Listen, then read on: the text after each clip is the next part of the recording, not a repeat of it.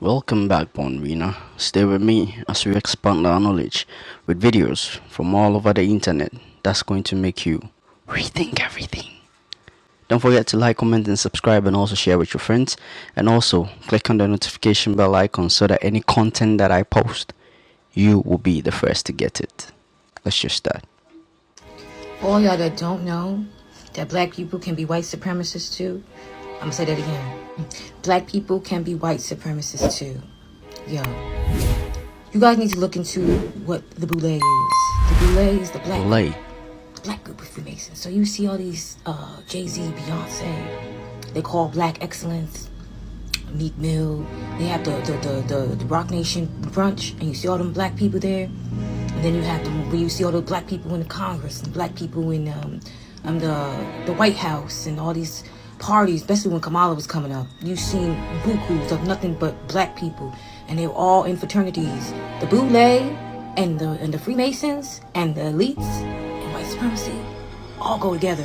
Surprise, surprise, surprise. And you wondering why black people can't get up? Because their own people were selling them out. Their own people were selling them out. Yeah, it'd be your own people. Is it possible the color blue didn't exist in ancient times? You might think, of course it did. The sky is blue, the ocean's blue, how could that even be a question? Well, British Prime Minister William Gladstone posted the question, is the color blue actually real, after reading Homer Odysseus' The Odyssey, and he reported that it never once said the word blue. Homer used the word iron and copper to describe the sky, and he never once used the word blue to describe the sea. This got other researchers interested, and they discovered that many other ancient civilizations actually had no record of the word blue. This was the case in ancient Icelandic, Hindu, Chinese, Arabic, and Hebrew texts. This doesn't seem too crazy, as blue isn't really prevalent in the natural world, but just because there was no word for blue, does that mean those civilizations couldn't see it? What do you guys think? Tell me in the comments.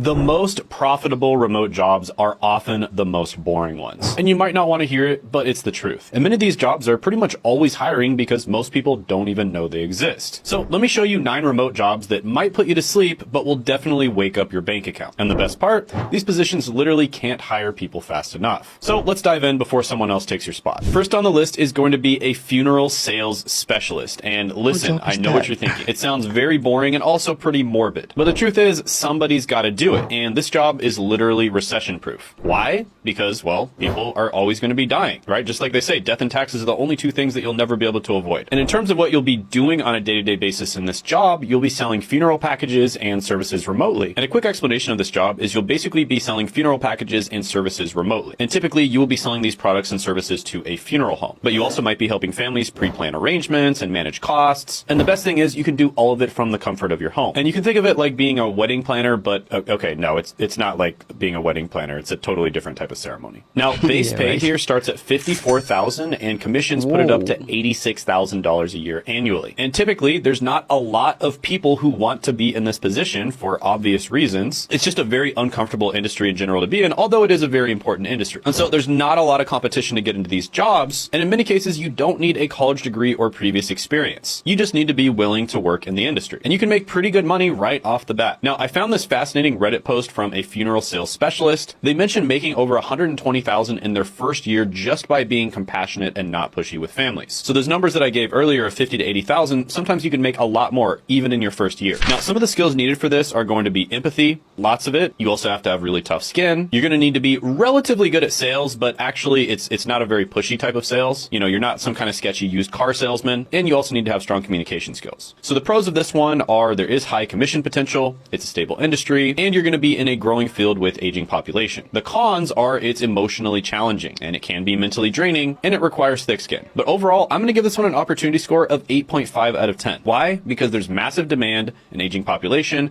and most people won't consider this field, so you basically have zero competition. Now, if you're finding value in these unique opportunities, gently tap that like button because it really helps more people discover these hidden gems. Next is going to be a user manual writer. And if you've ever wondered who writes those instruction manuals that nobody actually reads, well, you're in luck. Copper removes parasites from the body, bro. Why you not using it, bro? Copper regulates your blood, bro. It helps remove blood clots, bro. Why you not using it? Copper amplifies your energy, bro. Why are you not using it? So anything you thinking about, any manifestations you trying to accomplish, copper will amplify it. Copper will get it out there more. Why is you not using it? Copper cleanses your aura, so if you got any negative energy, copper will cleanse that, bro. Why are you not using it? If you drink from a copper cup, copper will literally cleanse and charge the water before you drink it, bro. So you're literally drinking the fountain of youth when you drink from a copper cup, bro. Why are you not using it? When copper is added to the body, it literally breaks down fat, bro. So why are you not using it, especially if you husky and trying to lose weight? Copper is literally a mineral, just like magnesium, just like calcium and phosphorus. Copper is an element as well that you need to be using. Comment below y'all copper pieces if y'all already got some. But if y'all need some, go to imevibes.com, bro, and use the discount code 20% off Arcades Can See.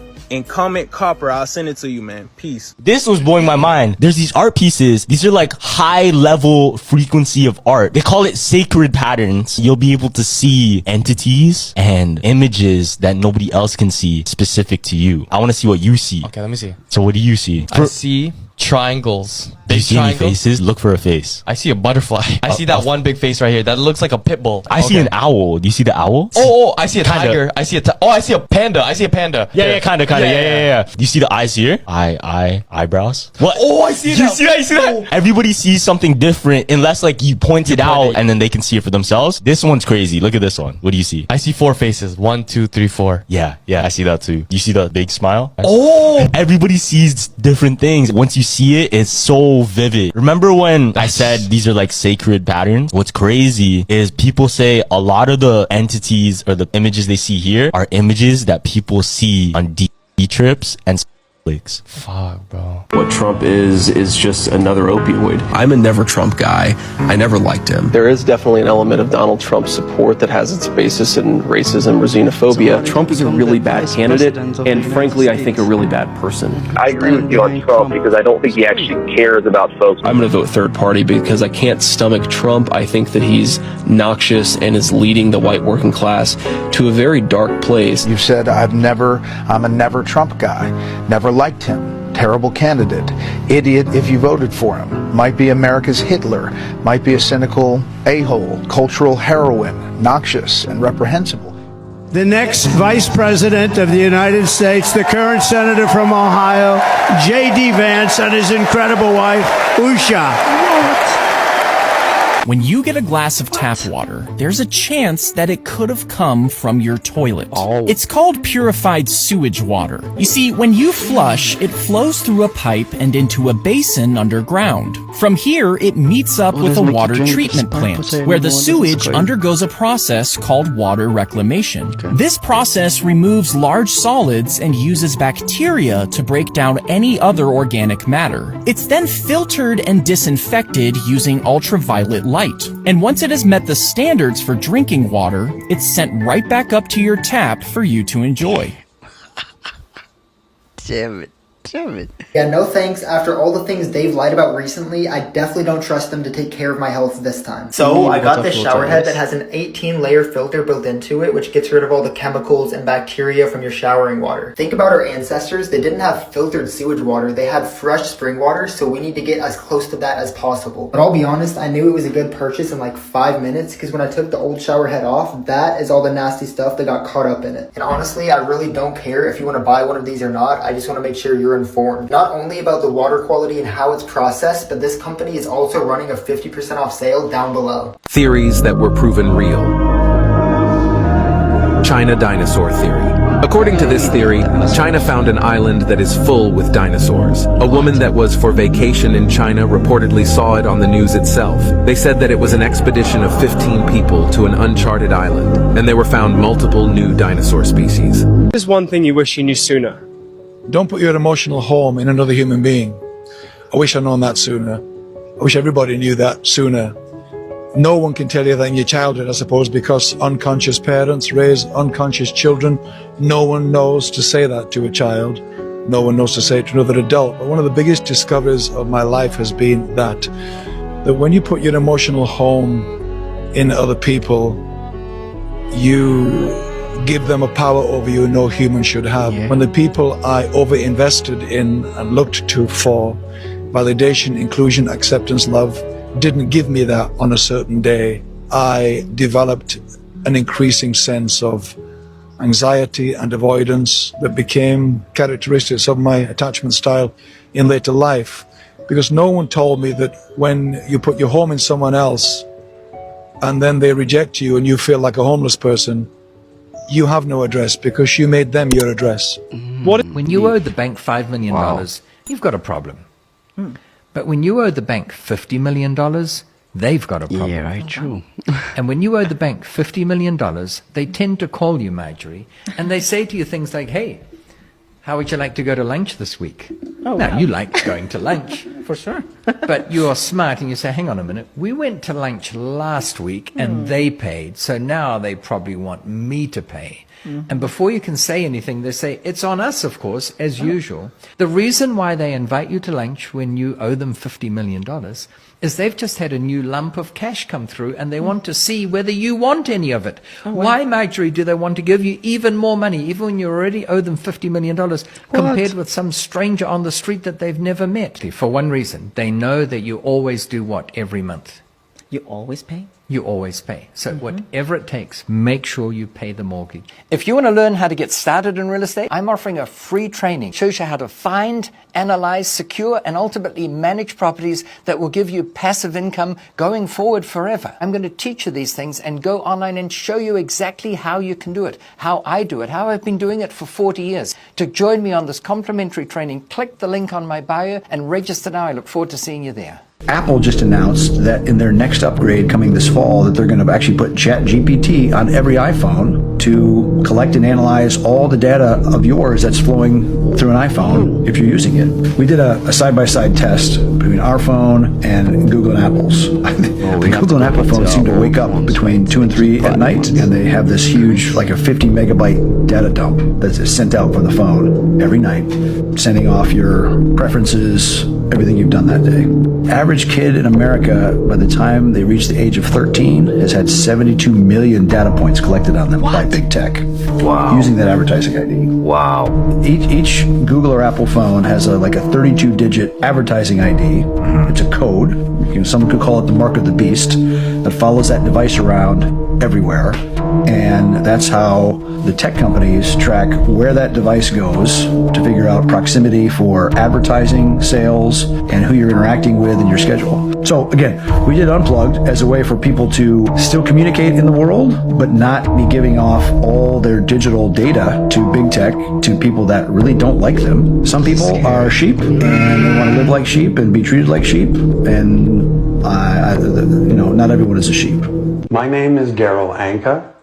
And for the past 40 years, I have been channeling an extraterrestrial entity that we call Bashar.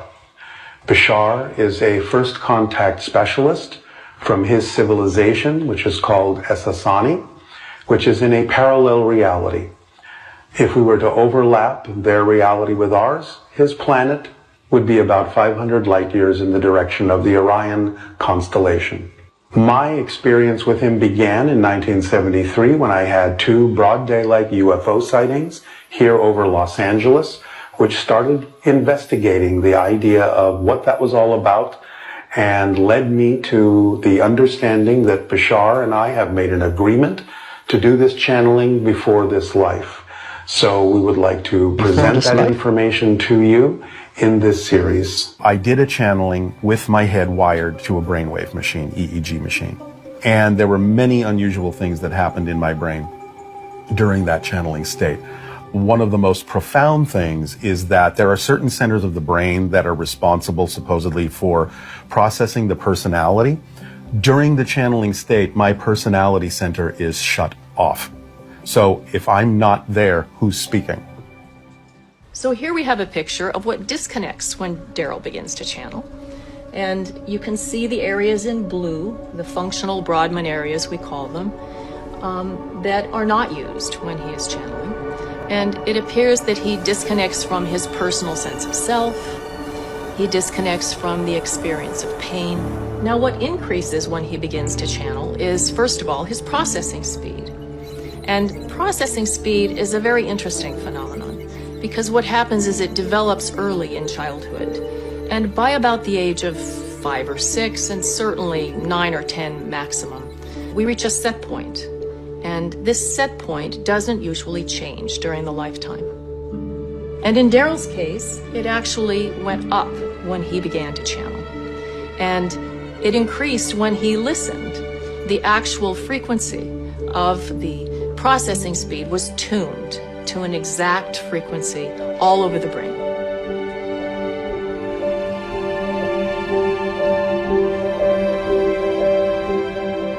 Now we're looking at Daryl's anterior cingulate while he's channeling. And you can see the red areas there. There is actually gamma frequencies that I found in his anterior cingulate. And gamma frequencies relate to the higher mind. And gamma frequencies are often found in Tibetan monks and people who meditate a lot. To summarize sort of what I found here in Daryl's brain in comparison with the channeling state, he starts from a very stable resting state. And then he experiences changes that statistically less than 1% of the population would experience in the same way.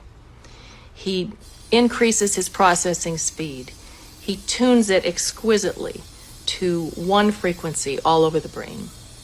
And then he's able to create a resonant holding environment for the peak performance or the channeling to happen.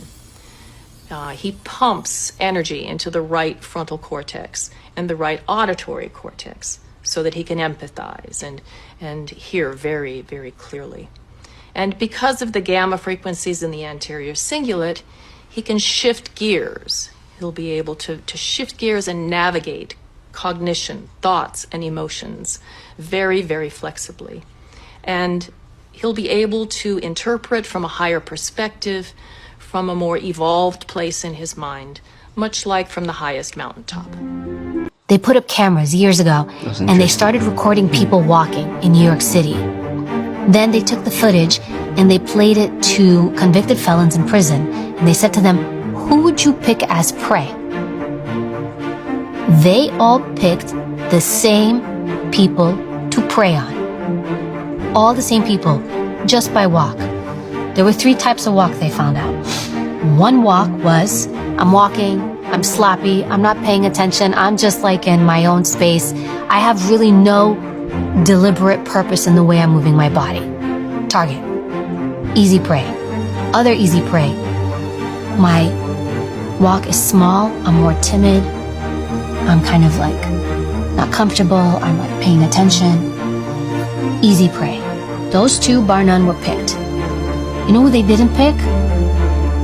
The walk wasn't too sloppy big, it wasn't too small, it was right in the middle, and it's deliberate. I'm in control of my body, I'm looking around, I'm present, I own my space.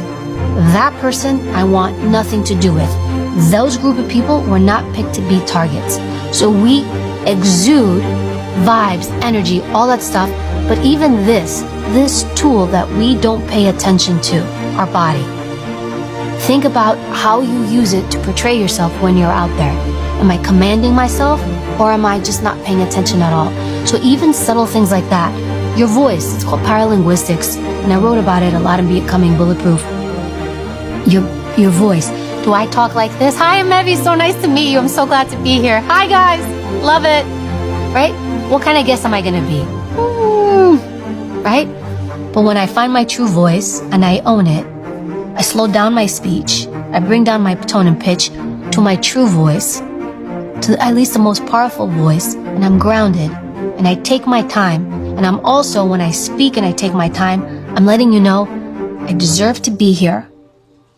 What I'm saying deserves to be heard, and I deserve to take time for you to listen to me, as opposed to when I speak really, really fast because, hey guys, look really quick, I don't want to take up anybody's time anymore, I know you're all busy. What did I just tell everybody? Don't listen to me. What I'm about to say isn't really relevant, and you're more important, and what I'm about to say really isn't. I just killed it. How many times do people finish meetings like that? Why are you saying that? You just told them, don't listen to me. These are subtle things that if we just pay attention to, you don't have to do a lot. You don't have to do a lot. There's no magic pill. There's no secret to this other than really own yourself and think about, what am I exuding with my energy, with my body, with my voice? Even your voice captures like so many things. Like your voice, it's like, you have to think of it like over your time in your life, your voice captures the things you've been through, whether you were told to be quiet, be a good girl, be a good boy, don't talk loud, don't do this, don't do that. And you have to think like over time, this voice has become a bit mangled because other people around you were telling you how to use it. And often we're actually not using our true voice. It's the voice that we've sort of somehow manufactured and created based off of what everybody else told us it should sound like. And so you want to pay attention to that. Like, how do I sound? And I even noticed when my husband pointed this out, because he's kind of got the same background. He said to me once, he's like, you ever notice that when you talk to your mom, your voice goes high? And I was like, it does? He's like, yeah, it does.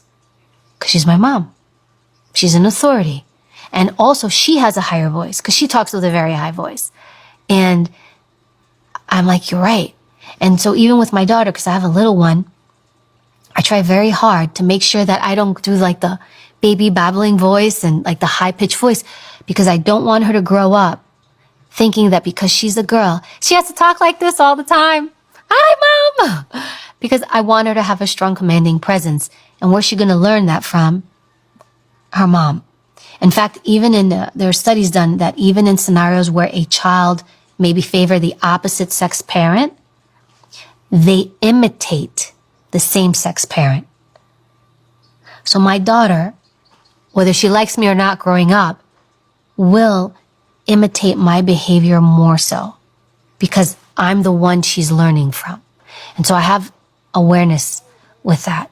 So if you're wearing a smartwatch, you are cooking the meridian line of the heart, the brain, and the lungs. So people start getting a lot of breathing issues, heart issues, and brain issues because they're cooking that area. We talk about copper and inflammation. So check this. Back in the day, they used to weld copper to people's wrists so that they would get rid of inflammation. Now, the other interesting thing is about when placing copper onto the wrist, what you're doing is you're helping to enhance the meridian line of the wrist. And the meridian line of the wrist connects to the heart and to the brain and through the body. Yeah. If a person is suffering from inflammation and pain around the elbow, around the shoulder, around the neck, any place, you can wrap copper around that area and you can help get rid of inflammation and pain just by simple copper. And you see this with a lot of sports. There's like a lot of sports gear out there where they take copper and they wrap it around somebody. It's got like a little thing. That's to help reduce the inflammation. And that's because what happens is if the electrical conductivity slows down in the body, then what happens is you start to get inflammation and pain.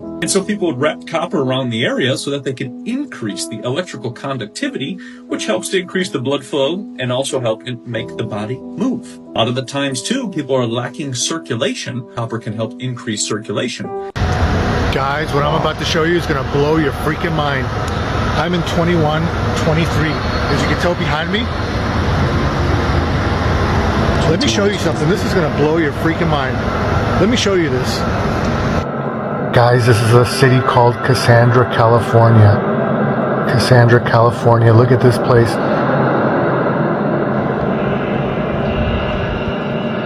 Believe it or not, the flashing you see is a new type of advertising they have. Everything's down there, guys. Walmart, McDonald's, train systems. This building actually is 85 stories high and holds up to 350,000 residents, guys. It's unbelievable. Look at this place. I mean, how do you deny this proof, guys? I'm here in 2123. What year is this? 2123 in the future in Cassandra, California. A city that hasn't even been built yet. A young boy says to his father, "Dad, our maths teacher is asking to see you." "What happened?" the father asks. "Well, she asked me what's 7 times 9, and I answered 63. And when she asked me what's 9 times 7, I said, what's the fucking difference?" "Indeed," said the dad. "What is the difference?" "Sure, I'll go into school and talk to her." The next day, the boy comes home from school and says, "Dad, have you gone by the school yet?" Dad says, "Nah, not yet." "Well, when you do, can you also see the gym teacher too?" "Why?" asked the father. "Well, we had gym class today and he asked me to raise my left arm, so I did. Then my right arm, so I did. Then he asked me to lift my left leg, so I did. Now he says, lift your right leg." So then I said, "What am I supposed to do? Stand on my cock?" "Exactly," says the father. "All right, I'll head into school when I can." The next day, the boy comes home and says, "Have you gone into school yet, Dad?" "No, not yet." "Don't bother. I got expelled," said the son. Surprised, the father asked, "Why'd you get expelled?" "Well, they summoned me up to the principal's office and sitting there was the maths teacher, the gym teacher, and the art teacher." "What the fuck was the art teacher doing there?" says the dad. "That's what I said," said the son. Anybody tell me what's been going on lately, because I mean, is they just taking ideas and thoughts straight out your mind, or is it something in the atmosphere connected to these phones and devices? Because I can be thinking about something 2 days ago, yesterday, or maybe even a week before. And I ain't say it out loud or nothing, you know. You see it on your phone. This used to happen to me a lot in China. Phone, I wasn't talking to nobody about it. Let me just pause it for a while. This used to happen to me a lot in China. Maybe you would want to buy something, but then you're just thinking about it, right? Then all of a sudden you see it pop up on your phone with, you know, like different varieties, which you never even told anyone. Like, you didn't tell anyone, you didn't even try to search for it. Like, it was just a random thought, but then very important, maybe item that you need. You just see it pop up on your phone. That was so, you know, scary. Like, back then I didn't know what was happening. You know, here in Africa, how do you call it? I want to use the right word.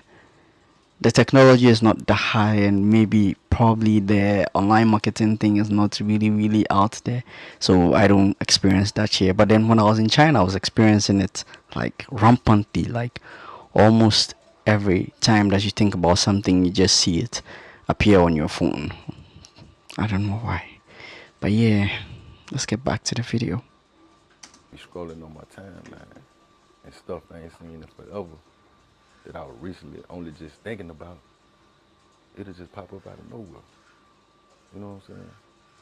And I know it ain't just me. Is it just me? Am I tripping? What? Like, you know what I'm saying? Like, it just can't. It can't just be happening to me, man. I'm just saying. Can somebody, anybody tell me? Is it just me? Am I tripping or what? Let me know something. I'm just saying. I can't be the only one. I can't be. Alicia Keys pays homage to the devil, showing her allegiance at the Grammys 2025 shows a sign of the Baphomet while she gives Baphomet the position of the Most High.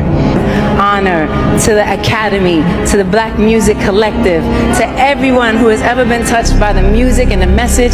Clive Davis, Anna and AKW, Dez and my brother Jay-Z, Team Rock, Adam Blackstone, Hell's Kitchen, the Most High. Church, we need to wake up, man. We need to see the signs that are clear and show our allegiance is to God and the Lordship of Jesus Christ. The devil is actually flexing his kingdom in the earth right now. The good news, according to Jesus in Matthew chapter 4, verse 23, that he went throughout all cities and villages in Galilee, teaching in their synagogues and preaching the gospel of the kingdom of God.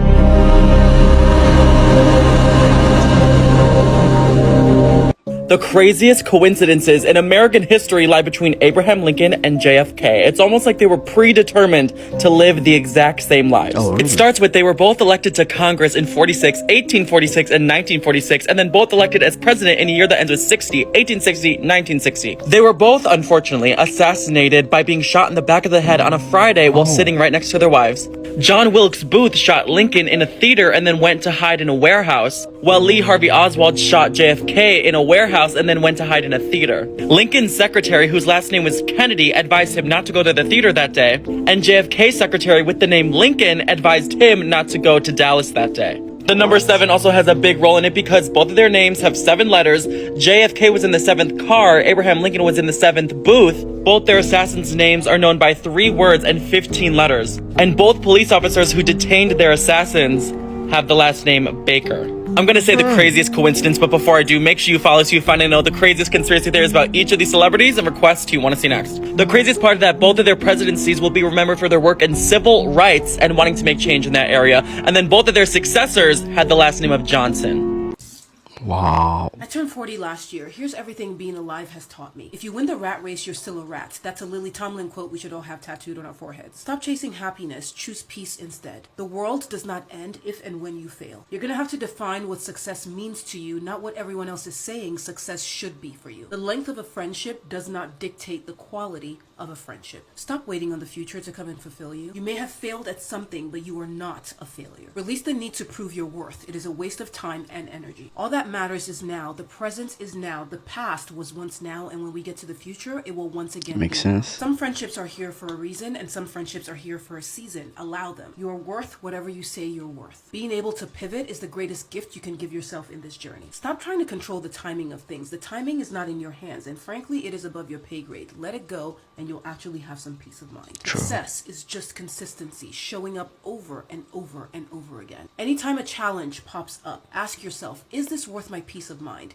It usually isn't. Anytime a challenge pops up, pause and ask yourself, what is happening, and what is the story that my mind is telling about what is happening? Release the story and face the facts. The sky is big enough for all of us to fly. No one is coming to save you. Most of the time you think you're thinking, you're not. You're actually worrying. Worrying will actually not change one thing. Your job is just a funnel. Life is the source. There are many funnels in this entire universe to make money. Whether you think you can or think you can't, either way, you are right. Just because someone else is doing it doesn't mean that you can't. Focus on what makes you unique and stop comparing. True. You're a creator in this journey. Start acting like it. Nothing goes away until it teaches us what we need to know. You don't get to move on to the next chapter until you pass the test at the end of this one. Comparison is a thief of joy. Comparison will also steal your peace and your sanity if you allow it. No two successes are the same. Stop chasing the high of yesterday. Your reality will always reflect what you believe about yourself. You are whatever you say you are. If you want to know what and how you think about yourself,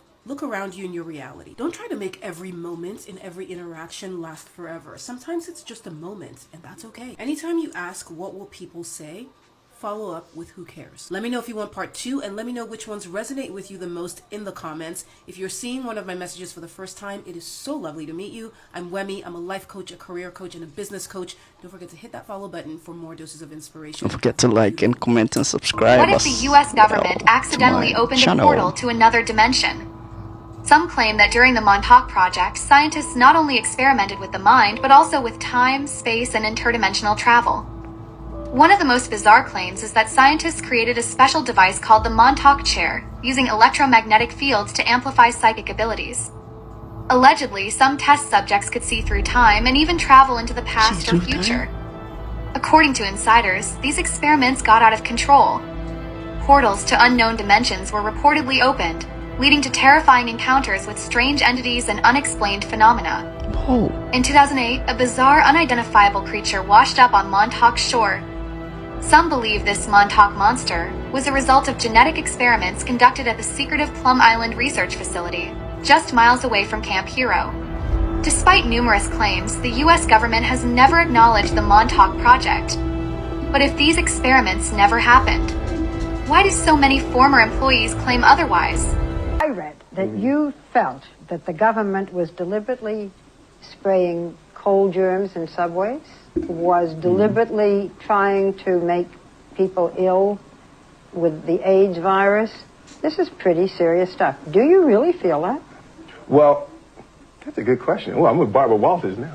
Oh, that's a serious one. Okay, so I got to, now, because people are going to chase me after this. People are going to chase me. I believe that it is quite highly possible that the AIDS virus is a result of genetic warfare testing. By genetic warfare American testing agents? Absolutely. Wow. Well, some discovery, right? Am I a conspiracy theorist? I'm a conspiracy theorist, aren't I? What if I told you we're in the real new year right now? That fresh start energy you're feeling, that's no coincidence. Anytime from now to April 1st, if you're in the Northern Hemisphere, you can say Happy New Year, unless you want to be an April Fool, that is. See, you've been misled into celebrating New Year at the worst possible time. Think about it. January 1st, the dead of winter. It's freezing, everything is dark, nature is asleep, and you barely feel like getting out of bed, let alone starting anything new. And yet that's when they tell you to set resolutions, chase your dreams, and start fresh. How's that working out for most people? Meanwhile, nature is celebrating the real new year as we speak. Trees are waking up. The animals are coming out. The entire planet is coming back to life. And that's no accident. Ancient civilizations knew this. Their original calendar started in March. That's why Sept, Oct, Nov, and Dec literally mean 7, 8, 9, and 10. Yeah, right. They shifted everything, but the names never changed. Even deeper, January 1st was never about fresh starts. At best, it's just an arbitrary date picked by the oligarchs to control how society perceives time. At worst, it's rooted in pagan sun worship tied to the winter solstice.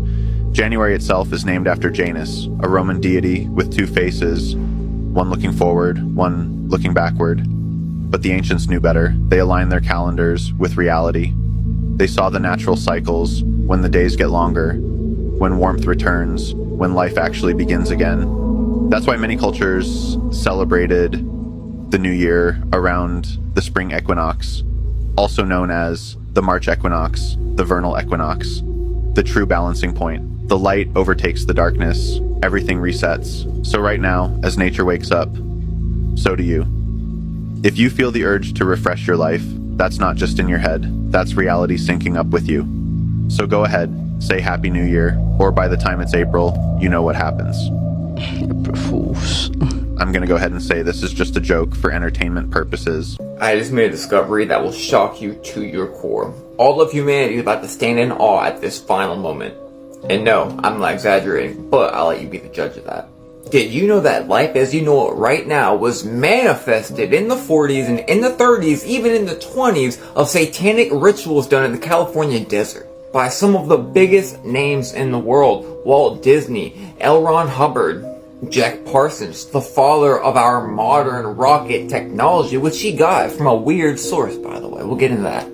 And so many more, because the secret is not so secret, even though you don't know what it is. Aleister Crowley, Walt Disney, Jack Parsons, they were all friends. Half of them worked for our own government. But what in the world were they doing? I had to block out a word right here. A word that has to do with intimacy. They were using intimate rituals to do Babylonian workings to bring forth a moonchild to rule the world. A moonchild conceived of nothing but witchcraft. Literal demons and fallen angels were talking with these people. And they recorded every single word. And this moonchild, he will enter the stage given power as the chosen one, and he will rule with a hand of liberty. But we'll get back to that. So first off, how was Jack Parsons able to get this technology that none of us ever knew? Well, Jack Parsons learned a whole bunch from Aleister Crowley, who they call the Beast. He was also the first person to come in contact with a Grey that he actually summoned. And all of these different guys were opening portals in the desert. When did the Area 51 thing happen? After they were opening these portals. These Greys have a lot more to do with everything than you really know. And I did tell you that Jack Parsons was working for the US government. Meanwhile, in talks with demons and fallen angels and doing this intimate magic in the middle of the desert. So why were the government's fingers in this? Because the government was awaiting a savior. And their savior looks like a man, but he has a very, very, very old spirit. Like most other visionaries, these people get their information and their technology from divination, higher sources bigger than they are. They go to energetic ley lines, they draw sigils, and they do magic incantations, and they summon devils. The funniest part about it is most of the world thinks that demons and fallen angels don't exist, but the highest up in the government talks to them and they have documented it. And it is really crazy the way it all connects. Like we have Dr. Werner von Braun, a tale of Project Mars, right? Of course, being the L, like the Elon, at Mars. And of course, we have that same guy being at a very high place in this world right now. But this is not about him. But I know you are dying to hear who this Moonchild is. So let's get back to the Babylonian working. The Moonchild was a thought conceived from the devil himself to Aleister Crowley. And this Babylonian working was basically the final key to get everything to lay out perfectly. The Babylon working, not the Moonchild, was a set of rituals taking place from January to March 1946. It was a closing ceremony, if you will, for what was to come and what may be here now, where they documented how they conjured up these demons and these spirits, what they said, and all of that stuff. And these kings of darkness would literally speak to these people, Jack Parsons and all of them, and they wrote down what they said. Therefore I, the Antichrist, call upon the chosen and the elect upon all men, come forth now in the name of liberty, that we may be forever, get rid of the tyranny of the Black Brotherhood. Get rid of the tyranny of the Black Brotherhood? What is that? Well, the Antichrist spirit that's talking to him told him already, it's Christianity. What a mighty fine inversion, isn't it?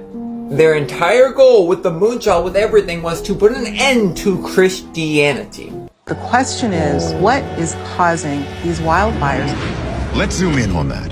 It does seem odd that the trees are standing while the houses are reduced to ash. You can see that green. Journalist MJ Banaya says images like these have prompted some wild explanations that are getting attention online.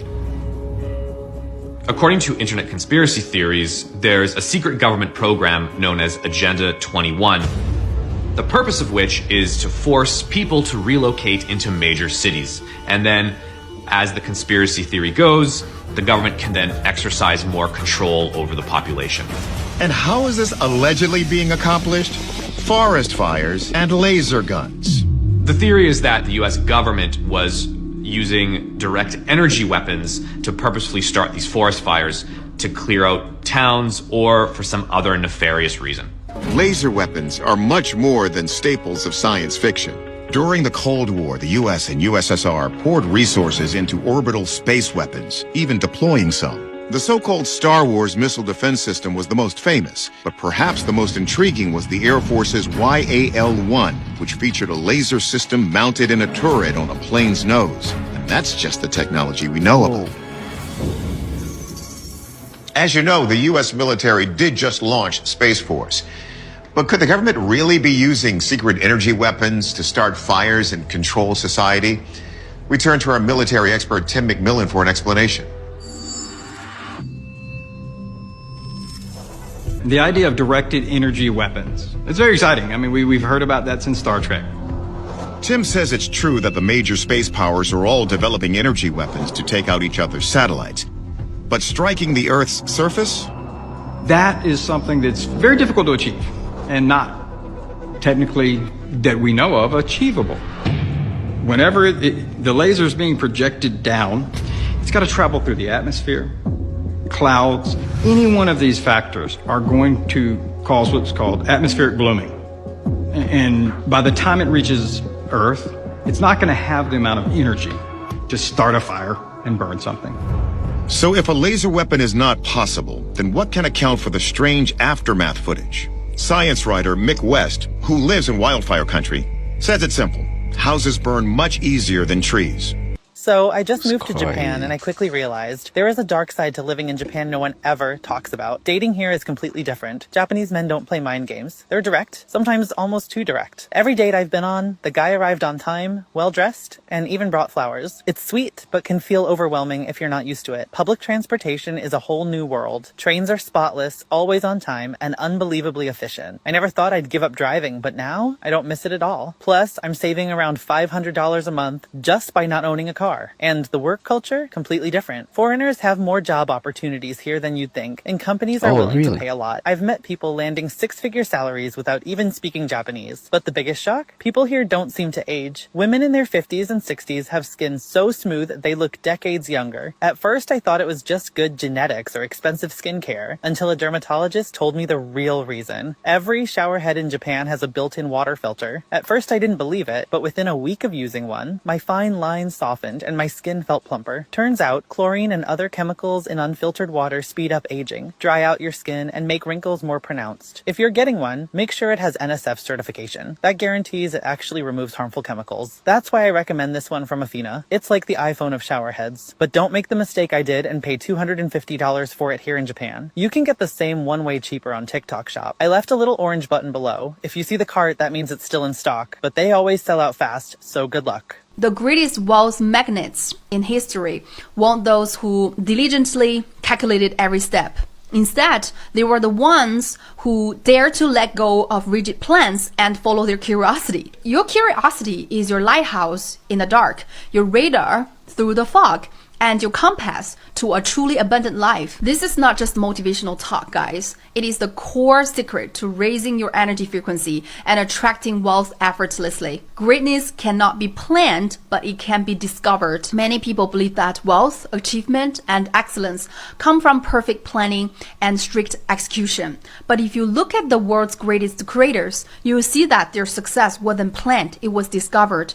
You can write the most detailed business plan in the world, try to control control every step, but the world doesn't operate according to your plans. However, if you follow your curiosity, you'll often find that the things that brings you the most wealth, success, and fulfillment are the ones you are naturally drawn to explore. In China, many people are covering their roofs with blue tarps, sparking curiosity about why. Some wonder if it's to prepare for a big storm or disaster, especially since people remember the fires in Maui where only blue items survived. There's a theory that the blue tarps in China might be a way to protect homes from similar dangers. Observers note that about 80% of houses are using these tarps, leading some to think that China knows something others don't. While these theories are interesting, there could also be practical reasons for using tarps, like protecting against rain or keeping houses cooler. It's important to consider all possibilities and look for reliable information before jumping to conclusions. Often, what seems strange can have simple explanations. Yeah, right. Staying informed with facts is the best approach. Staying informed is the best The approach. reason why I blame men for why women cheat, and I'll always say it's your man's fault, and you guys get really upset with me and be like, no, she's got no morals, she's got no morals. That same woman is very loyal to somebody else in her life, and she will be. She's just not loyal to you. Women that are dealing with men that are too passive, that are the most disloyal. It's the women that are dealing with the nice guy. It's the women that are dealing with the man that can't set boundaries. A man that comes to me who's been cheated on, he will tell me, I never stopped her from doing anything. I allowed her to go on holidays whenever she wanted. I allowed her to come home whenever she wanted. She could post whatever she wanted on Instagram, and she still cheated on me. And I say to them, duh. And it's because men haven't understood the psychology of women. Yes, we say we want freedom, but really we need boundaries. And when we don't have any, what will happen is you'll attract women that want complete and utter freedom. Women who want freedom don't want commitment, they don't want compromise, and they don't want to be loyal to their partner. Women that don't want complete freedom, but actually want some boundaries on what the relationship looks like because they enjoy compromise. They enjoy meeting each other in the middle. They enjoy spending time together. So those women are less attracted to a man that just has an open door policy where you can just do whatever you want. You can sue a debt collector if they call you more than 7 times in 7 days per debt. It's called the 7-7 rule, and if they're violating it, you can recover money from them for the harassment. Really? Something of that myth, though, must have survived all the way into Mali times, up into 900 AD, when those kings of Mali decided to cross the ocean. Those 2 black migrations to the Americas are not the only 2. There are 2 more, 2 earlier ones still. We go way back in history. Around 1,000 years before Christ, 3,000 years ago. It's such a long time ago, it's hard to even imagine. There were people called the Phoenicians. These were Canaanite people that are mentioned in the Bible. They were half Semitic and half something else. Who knows what they were? They were very well traveled. They were very great seafarers. And they employed all kinds of races on their ships because they didn't really have any particular homeland. They were always traveling, went everywhere. They were the first to go around Africa, known to go around Africa, 900 BC. And it's known that they employed many blacks on their ships, not as slaves. They had no slaves on board their ships. But they did have sailors.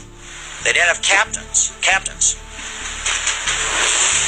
These people definitely crossed the ocean also to Mexico. It made a very strong impact on a civilization called the Olmecs.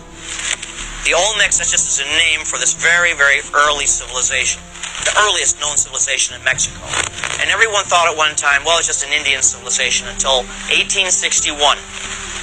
In 1861, a farmer was plowing his field, came across a very strange domed rock, a black rock. And he couldn't dig it out. The more he dug down, the bigger this rock got. Until he dug the entire thing away. It took him weeks to dig it away. And it turned out that he unearthed a 9-foot-high statue of a head, beautifully done, of an African, not an Indian at all the portrayed features of a West African man. From that time until recently now, there have been 11 of these giant stone heads. Let's see, to give you an idea how big they are. They're an average, there's 11 found now. They're between 6 and 9 feet high, and they weigh 40 tons apiece. They're magnificently carved. While these were being found, more of the Olmec civilization was found, and a temple was discovered that had also the same type of people, these West African people portrayed as kings and warriors.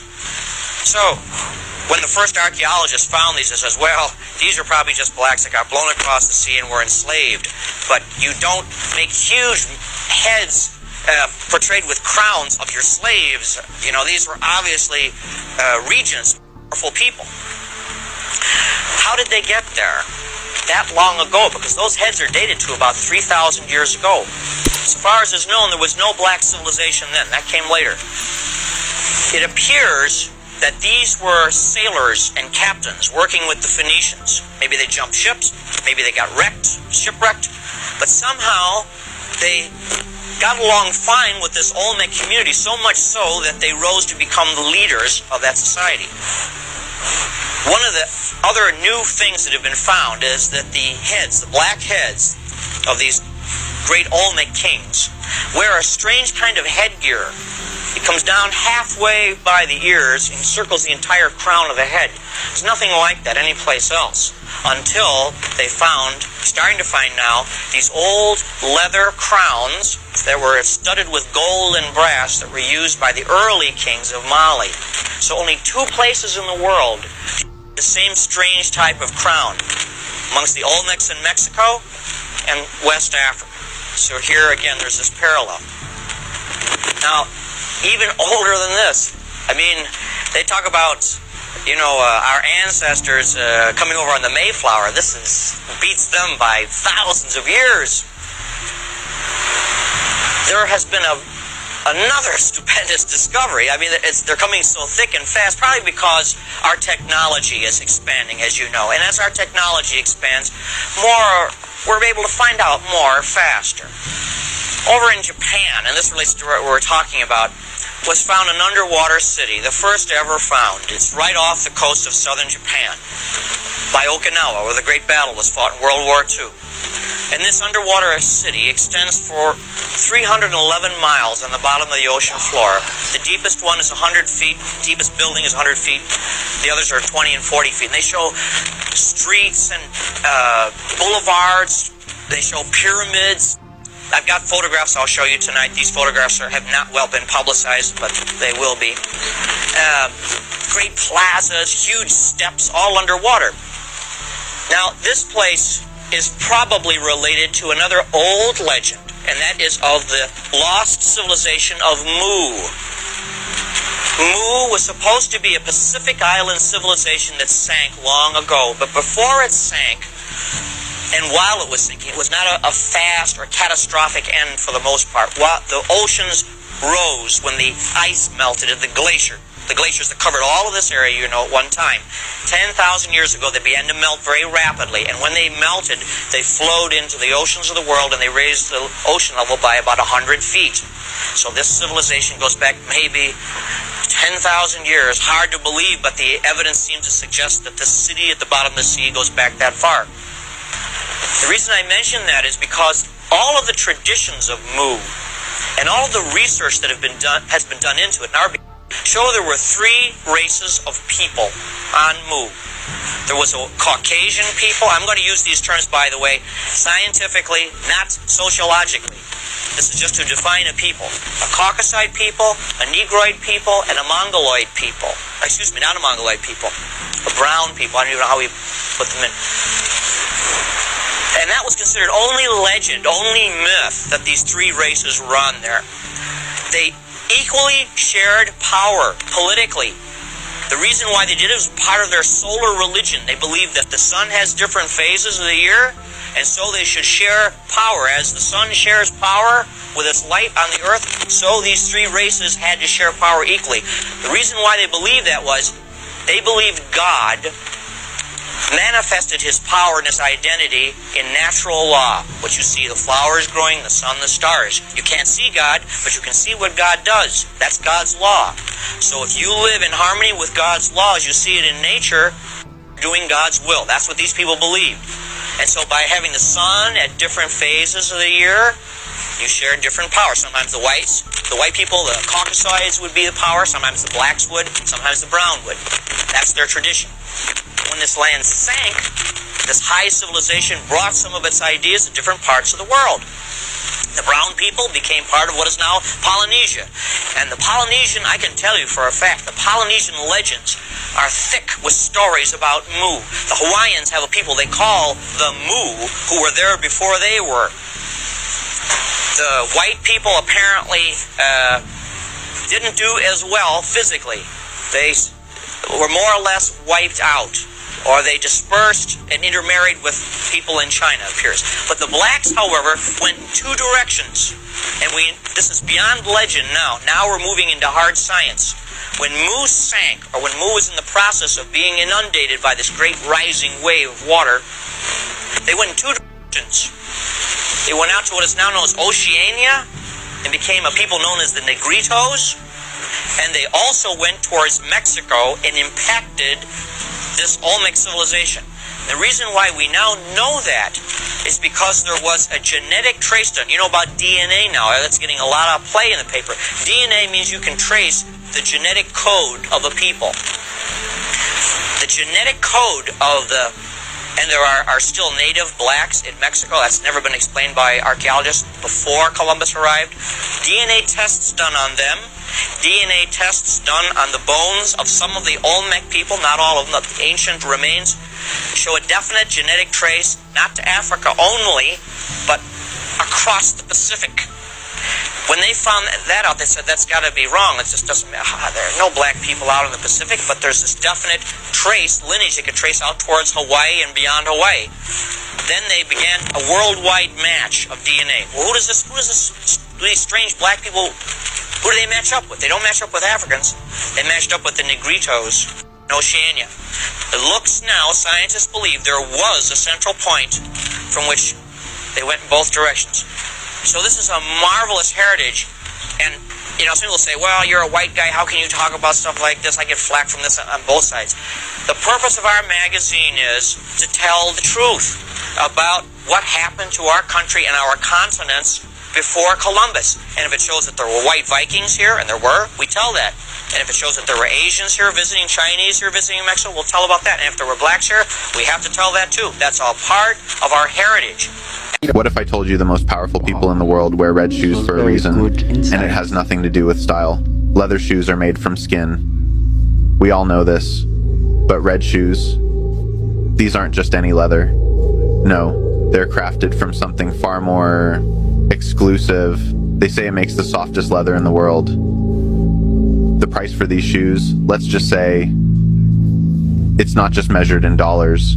You've seen them. Bright, bold, almost out of place. Red shoes on billionaires, politicians, Hollywood elites. You think it's just fashion? No, it's a symbol, a mark, something only the initiated understand. Same with the red carpet they walk on. And if you think that sounds insane, remember, Nike already introduced this idea to the mainstream. Yeah, they literally made sneakers infused with real inner liquids. A major company mass marketing the concept. And who do you think wore these shoes the most? Who was the target demographic? But this goes deeper. There's actual artwork, paintings, tapestries, showing people wearing red shoes against their will. Ever wondered why? Because red shoes don't just symbolize status. They tell a story, but only to those who can read the symbolism. And the red carpet, think about it, the biggest celebrities, the most powerful figures in entertainment, all walking down a red carpet. And what do they always ask each other? Who are you wearing? That's not an accident. It's ritualistic, a knowing nod to something deeper.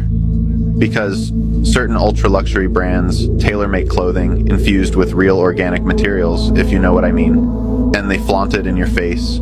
Ever see that movie, random scene, guy strutting down the street in red shoes, eating pizza, no context, just thrown in there? Why? Because once you start recognizing the pattern, you realize it's everywhere. And here's the kicker. It's not just shoes. Certain ultra-luxury handbags, the kind with years-long waiting lists, the kind only they can get, are rumored to be made from the exact same material. Same source, same meaning, different product. They've been hiding it in plain sight. That's what they do. They don't keep secrets. They tell you exactly what they're doing. And if you don't see it, that's on you. So next time you see a billionaire rocking a pair of red leather loafers, ask yourself, is it just a style choice, or are they telling you exactly who they are? I'm going to go ahead and say this is just a joke for entertainment purposes. Most of the world's greatest inventors were deeply engaged in occult practices which raised their states of consciousness. These heightened states resulted in extraordinary levels of intuitive intelligence that enabled them to make extraordinary discoveries. You cannot invent something as extraordinary as the telephone or computer without accessing altered states of consciousness. For as Jonathan Black wrote, throughout history, highly intelligent people have immersed themselves in esoteric philosophy. They have used secret techniques to work themselves into altered states of consciousness, in which they can access an abnormally high level of intelligence.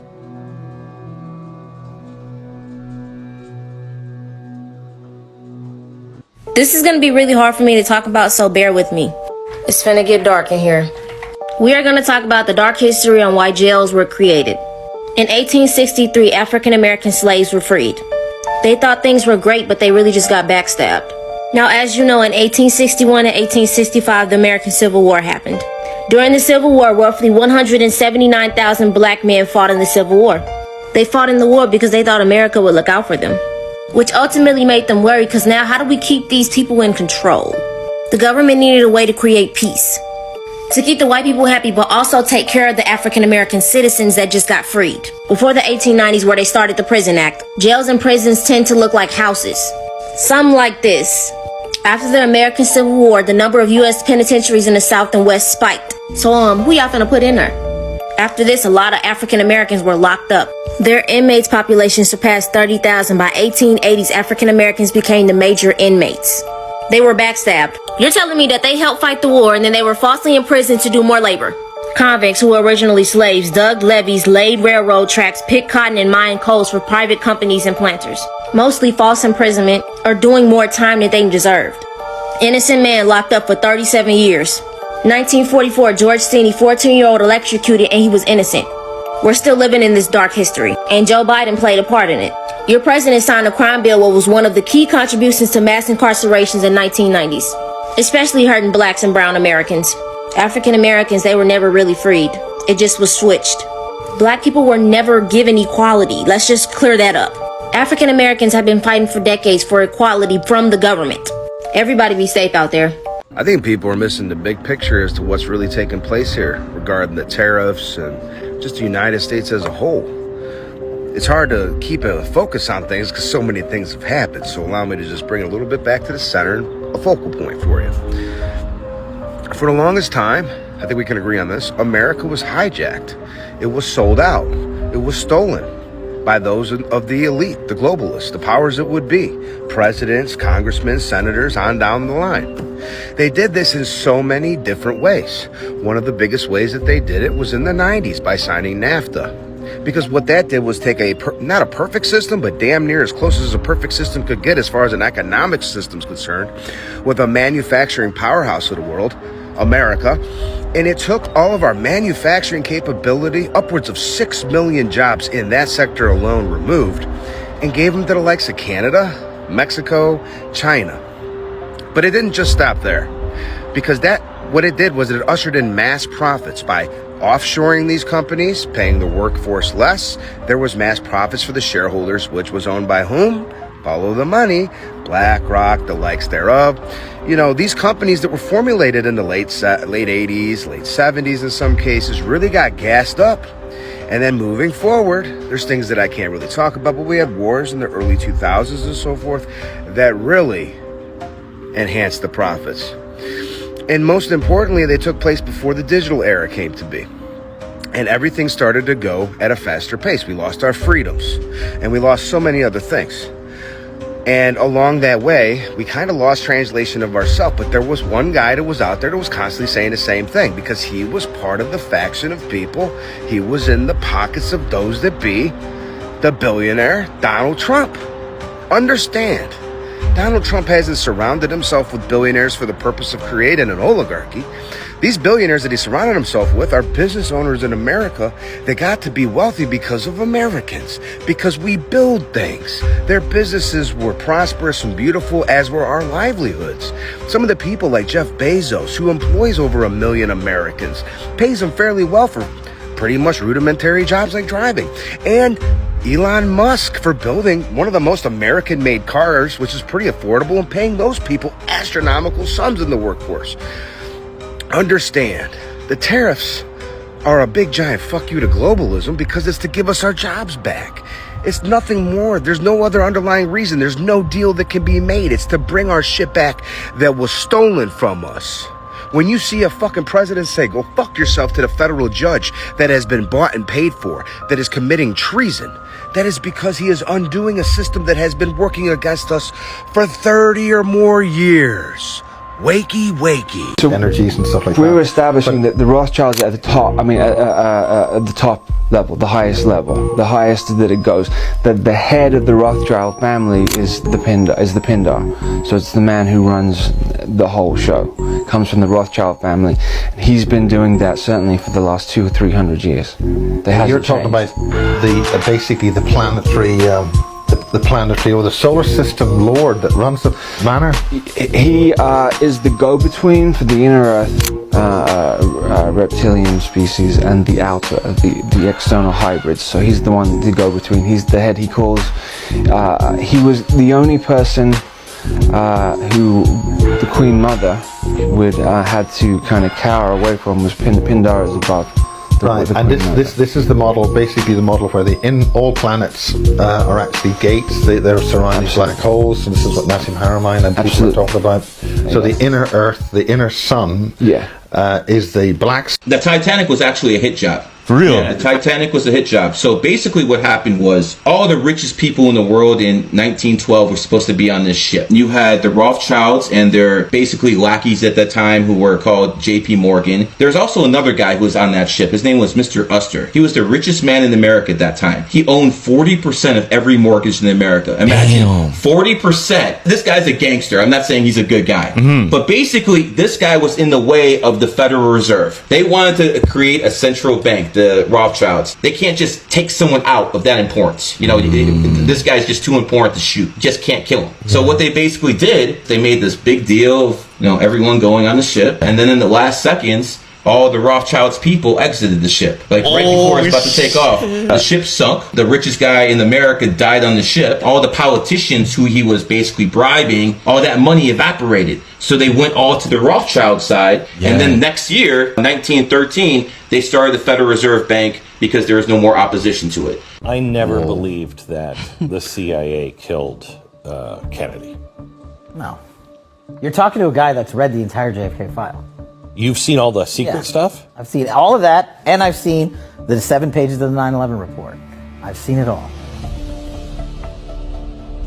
You don't say that to people that you can't tell what you saw. Should the Kennedy stuff be released? Yes. Is there anything there that is like, is anybody alive that... The problem is, the things that we can't release have nothing to do with the questions you guys are asking. That's about as far as I can go on it. But like the answers you guys want, you pretty much have them. There's very minimal stuff that can't be seen for things that you wouldn't even think are related to that. Why can't we release them? And you're thinking temporally, like, did it stop back then? Right? The way intelligence works is you're always developing it. Where did I get that? Where did that go? Oh, hey, I found that guy 5 years ago. Let's go talk to him. Where does that get us? It's a little bit bigger of a jigsaw puzzle. I mean, it's the same. Look, so the 7 pages of the 9/11 report, yes, overnight, that needs to come out. I'm telling you, that's got to go. And there will be some people that are pissed off. I want to be an astronaut. Oh, you want to be an astronaut? Well, that's great. You can be an astronaut. All you have to do is study flying or science, and maybe someday you could be the first astronaut to walk on the moon. No! There already was an astronaut who first walked on the moon. Well, no, not really. That wasn't real. See, there was this thing called the Cold War, and in order to beat the Russians, we kind of faked that. That never happened. See how there's no windows on the side? And see underneath where there's like a pod thing? What's that, right? Take a look at this wreckage. See how there's no plane parts on the ground there? What does that look like? A missile. You see, President Bush was in a secret society at Yale called the Skull and Bones. His dad was too, and they all worship Satan. President Bush worships Satan? In my personal opinion, absolutely. It honestly blows my mind how nobody is talking about this. Watch this video of these celebrities exposing the whole entire industry and pay attention closely to what they have to say. Ultimate goal is to be famous, then you're gonna do a lot to get there, like sign your name in blood in a contract with the devil. What? Who could these people be? I kind of sang about, what was going on in my life at 15, and that's how I got introduced to the music industry. I swear I wanted to be like the Amy Grant of music, but it didn't work out, and so I sold my soul to the devil. Well, needless to say, sold my soul. Who is that? It's a dance Ellen DeGeneres. with the devil. I'm the cure, real wrestler. It's a dance with the devil. I'm trapped. If I can go back, I never would have rapped. I sold my soul to the devil. I'll never get it back. I just want to leave. Do you record while the bus is moving, or does it have to come to yourself? Yeah, well, sometimes they don't want to, and they're, we can't get, the frequency's weird, and, it's sounding a little bit strange, and I'm like, if you don't get this right now, I swear to Lucifer, I'm gonna, I get a little bit mad. I sold my soul to the devil. I know it's a crappy deal. Lisa came with a few toys like a Happy Meal. Why is your hand over your eye? Because I'm a devil worshiper, what are you talking about? Well, I have tickets to see the devil worshiper. Roman is a crazy boy. Cardi B. Who lives in me. It's actually mind-blowing what these celebrities be doing for these crazy levels of fame. And I got way more to say about this, so make sure to like this video and follow me for part 2. Let's get it! Is Tartaria just another cover-up to hide us from the truth? Are we missing the bigger picture? We keep pinning the name Tartaria to these grand old world structures, mysterious artifacts, and lost technologies. But what if that's just another hijack? Think about it. Across India, China, Indonesia, the Americas, the Mediterranean, and Europe, we find the same architectural patterns. Star forts built with impossible precision found in nearly every single continent. Free energy structures, buildings like cathedrals and temples designed to harness atmospheric energy. Giant megalithic ruins, perfectly cut out stone blocks, weighing hundreds of tons, scattered across the world with no explanation of how they were built. What if these are all pieces of the same civilization? We've been trained to separate history into different cultures, different timelines, different myths, as if these advanced societies all figured out the same technologies independently and just coincidentally built the same kind of structures. But what if all of these civilizations are actually fragments of the same lost world? A worldwide culture that was erased, broken apart, and rewritten into different disconnected stories. The Greco-Roman ruins in the Mediterranean share stunning similarities with the ancient temples in India and Cambodia. The pyramids of Egypt, Mexico, and China, not only similar in shape, but aligned with precise geometric and astronomical patterns. Megalithic sites like Baalbek in Lebanon and the site in Peru. Same construction techniques, both using massive stone blocks that modern engineering still struggles to explain. Mud flood theories suggest entire levels of our cities were buried, just like ancient cities found beneath Rome, Turkey, and even parts of North America. Are we making it harder to see the truth? What if by separating these stories, calling some Tartarian, others Atlantean, others ancient Chinese, or pre-Columbian, or Egyptian, we're actually just complicating the truth even more? We keep looking for one civilization to be responsible when in reality it was never just one. I personally believe that the pieces that we've uncovered so far aren't separate histories, they are fragments of the same massive global civilization. But his story has scattered the puzzle. I truly think that they've made us believe every piece of the puzzle belongs to a different picture, a different box, a different time, a different people. But because the pieces are so bloody big, we think that is the one picture. So we're like, oh, that's that story, and that's this myth, and that's this religion, and that's this ethnicity, and that story wasn't there, and these people weren't here, when it's all from the same civilization, stories from the same people. Do you know what I mean? Are we too focused on individual stories instead of seeing the full picture? Let me know if anybody else thinks like this, or if you think differently. Drop your thoughts in the comments. Peace. The biggest lie in the health and fitness industry: protein shakes. The dirty truth is that most protein shakes are loaded with artificial sweeteners, preservatives, and low-quality protein that your body struggles to digest. They're not food. They're ultra-processed junk wrapped in a wellness halo. Think about it. Your liver and kidneys are left to clean up the aftermath of these synthetic ingredients. And even your skin gets its share, and that's how you end up with acne, mostly on your back. While your gut microbiome, your true powerhouse of health, takes a hit. So what's the alternative? Simple. Real, functional foods. Post-workout, blend up organic green yogurt with berries, a handful of nuts, add some cocoa for a boost of antioxidants. The result? You nourish your body with nutrients that it recognizes and that it can actually use. No mystery chemicals or side effects. Remember, health isn't just about numbers on a label. It's about the quality of what you're putting into your body. So taking care of you is your responsibility. I read those books and started practicing, and I thought, oh my gosh, this is it. And that's when I began to understand the importance of knowledge. Let food be thy medicine, and medicine be thy food. So this is one of the coolest mind tricks I think I've ever come across. It's this picture right here known as Schroeder's staircase. I'm probably saying that wrong. Schroeder's staircase. And at first, it just looks like a normal set of stairs going down from left to right. But check this out. So take your phone, the one you're watching on right now, and slowly rotate it so it's upside down. And you should see the stairs start to rotate as well as you would expect. But the second you blink, the image will kind of flip and it'll look exactly like it did when your phone was right side up. And you can do this over and over and it'll just happen every single time. The first time I did this, I thought it was pretty cool. So if it worked for you, let me know in the comments. So I'm gonna give y'all a breakdown on living in China versus living in America. And I know a lot of people don't know too much about China, but I was there for the last 2-3 years.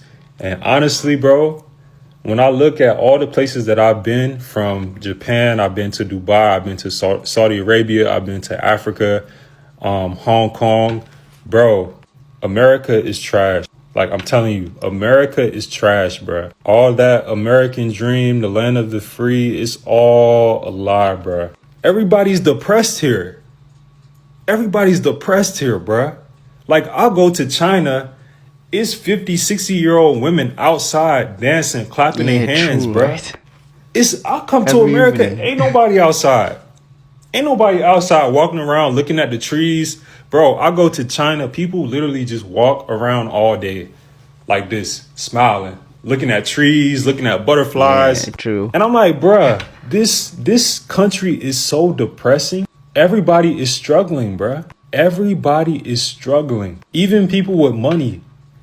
If you don't have peace here, it don't matter how much money you have. So the people that do have money in America, they might have a good life with, you know, a house, car, but that doesn't determine your peace. You feel me? So it's people with money that's stressing too. Man, secondly, the opportunity in China. First, I went for basketball. But after my season and everything like that, I stayed, you know, and tried to network. And I met people that I never thought I would meet. Networking in China is like drinking water, because when Chinese people see you, they see America. They know America is one of the best markets when it comes to consuming. America is like one of the best because all we do is buy. We buy from all these other countries. So a lot of people took me as an opportunity, like a asset, basically. Bro, I met this one man. I don't know how I met this guy. Look, I met him. He took me out to dinner, got me my hotel, took me to his family crib. I met his mom. Look, he owns an alkaline factory for water. So the water that he produces comes from a mountain in China. I'm talking about the CEO of the company. He asked me if I want to make my own water, I can do it. Random stuff like this, you'll go through in China. Like, you'll literally meet the owner of a multi-million-dollar company. Will this ever happen in America? No. You're never going to meet people like this in America. So it's like, what real opportunity do we have? What real opportunity do we have in America where we can really connect and network with people? We don't have it. I'm telling you right now, it's no real opportunity here. Man, the cost of living, bro. I still have my condo. I have a 4-bedroom condo. Guess how much I pay a month? Guess how much I pay a month? I wish I can show y'all, but I'm not there right now. I pay $600 for a 4-bedroom condo on a 32nd floor. Maid service, groceries cheap. I get all my groceries delivered. Yes. I bought a whole fridge worth of groceries, right? I bought so much fruit, Wagyu beef for the burgers, bread. I bought a whole grocery list, right? I spent probably $60. True. I have to buy food for 2 weeks. All my stuff got delivered to my crib in 20 minutes. And the reason why China is so convenient, because they have over 1 billion people there. So if it's more people, that means it's going to be more businesses, more services that can help you. So everything you do is fast paced. You don't have to wait too long. You go here, it's quick.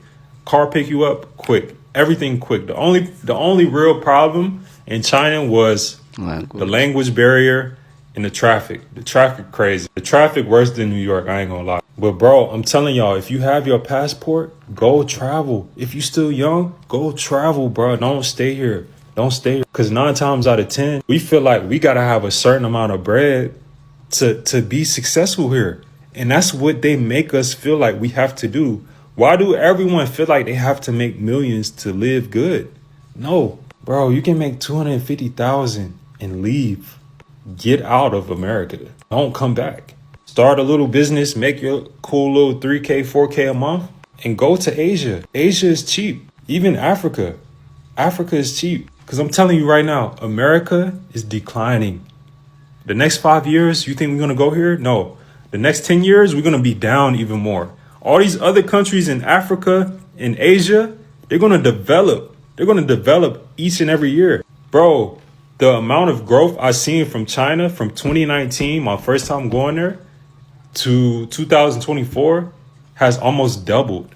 In America, they still working on potholes on the highway. Man, get y'all passport. You're right. Get y'all passport. Go travel. You'll be surprised what you see, bruh. Anytime you're looking for a copper cup, you want to take a magnet and make sure it does not stick to that cup. If it sticks to the cup, it's not copper. Pure copper, when drinking on it, will help elevate your energy, increase mental clarity, and get the stomach going. Because a lot of the times, people's stomachs are just all backed up and blocked up. Copper helps get everything flowing and everything moving. This is why they used to have copper pipes in all the houses. Copper is also really great at blocking radio frequencies. You know all those towers they keep putting all over the place? Copper is the solution to that. So if anybody pays you to get rid of your copper pipes, you could tell them, keep the check, because I'm going to keep the copper. Where do you get the copper mug? This is a common question I get all the time. So you can look on eBay, or you can go to an antique store and find yourself a copper mug. And the reason I say to go on eBay or an antique store is because the older mugs are pure copper. Anytime you're looking for a copper cup, you want to take a magnet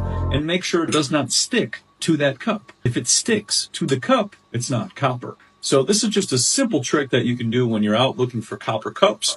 Take a magnet, try to see if it sticks. If it sticks, don't buy it. If it doesn't stick, then it's probably copper. Go from New York to Brazil, Buenos Aires, and then Antarctica without ever coming up to the surface for air. And you can do it all at way more than 1,000 miles an hour on magnetic levitation trains, otherwise called maglev.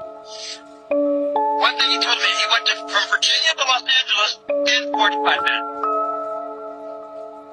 Do the math, 3,000 miles an hour. Most people don't even believe that there's a tunnel network.